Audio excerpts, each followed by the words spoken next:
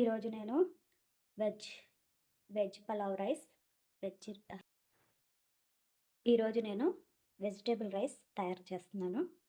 కావలసినవి beans, carrot, బంగాళదుంప, టమాటా, పచ్చిమిర్చి, ఆనియన్స్, పలావాకు, జాజికాయ, జాపత్రి, యాలుక్కాయ, చెక్క, లవంగ, షాజీరా, మరాఠీ ముక్క. డైఫ్రాలో ఆయిల్ తీసుకొని ఉల్లిపాయలు వేయించుకోవాలి, పచ్చిమిర్చి వేయించుకోవాలి,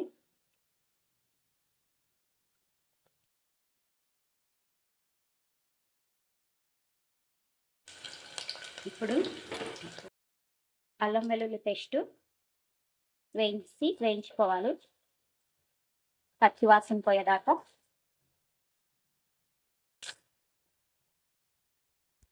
ఇప్పుడు దీంట్లో పలావాకు, మరాఠీ ముగ్గ, యాలకులు, చెక్క, లవంగాలు, జాపత్రి, స్టార్ ఫ్లవర్, షాజీరా వేసి వేయించుకోవాలి. ఒక 2 minutes వేయించుకోవాలి. ఒక 2 minutes. ఇప్పుడు వెజిటేబుల్స్ యాడ్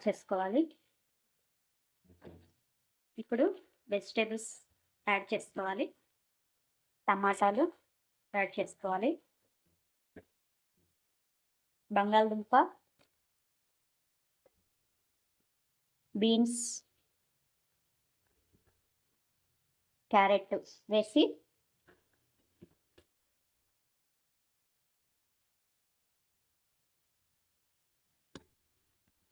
బాగా కలుపుకోవాలి.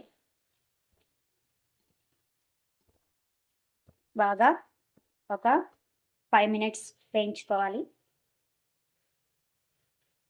దీంట్లో గరం మసాలా కొంచెం కలుపుకోవాలి, ధనియాల పౌడర్ కలుపుకోవాలి,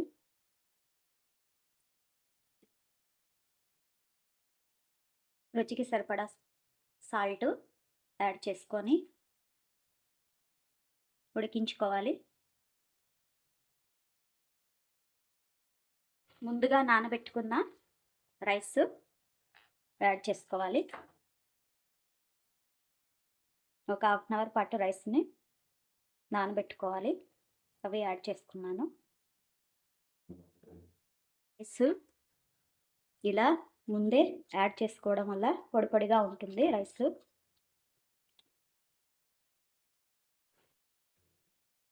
రైస్ నానబెట్టుకున్న వాటర్ యాడ్ చేస్తున్నాను.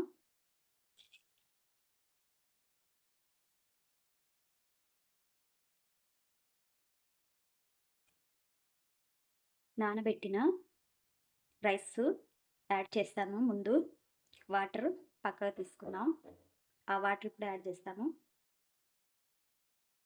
నానబెట్టుకున్న బఠానీలు కొంచెం కలుపుకోవాలి.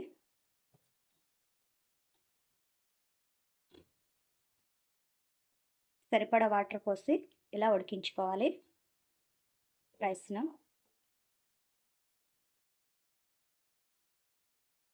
మూత పెట్టి ఇలా ఒక 15 minutes ఉడికించుకోవాలి. 15 minutes తర్వాత ఇలా మూత తీసి 15 minutes తర్వాత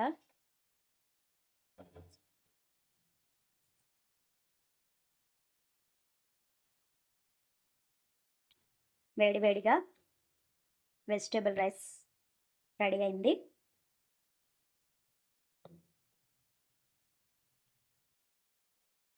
సో